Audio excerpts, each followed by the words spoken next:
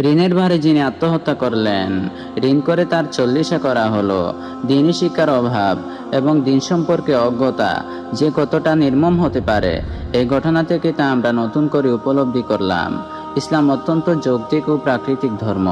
ইসলাম যতগুলো আর্থিক ইবাদত আবশ্যক করেছে সবই সামর্থ্যবানদের জন্য, কিন্তু ইসলামের ভেতর 40 নামের যে কুসংস্কার আমরা ঢুকিয়েছি, অনেক এলাকায় সেটা আবার সবার উপর আবশ্যক। এমনকি ঋণ কিংবা জমি বিক্রি করে হলেও তা পালন করতে হয়।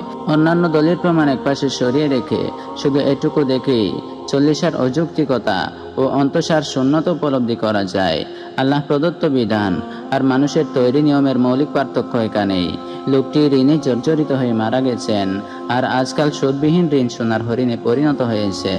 অভিশপ্ত সুদ কিভাবে সমাজের রন্ধ্রে রন্ধ্রে প্রবেশ করে দরিদ্রকে আরো নিঃস্ব বানাচ্ছে, আর সুদী মহাজনদের বানাচ্ছে আরো বিত্তশালী। আলোচ্য ঘটনা তার একটি উদাহরণ। ঋণের ছোবলে জীবনের উপর কতটা অন্ধকার নামলে কোনো মানুষ আত্মহত্যার পথ বেছে নিতে পারে। আপনাদের কাছে প্রশ্ন রেখে গেলাম, এই জাতীয় ঘটনা দুদিন পর পর ঘটে, আর আমাদেরকে চোখে আঙুল দিয়ে বলে যায়, দিনের চর্চা এবং ইসলামী অনুশাসন ও মূল্যবোধ ছাড়া প্রকৃত সুখের ঠিকানা আমরা কোনোদিন খুঁজে পাবো না।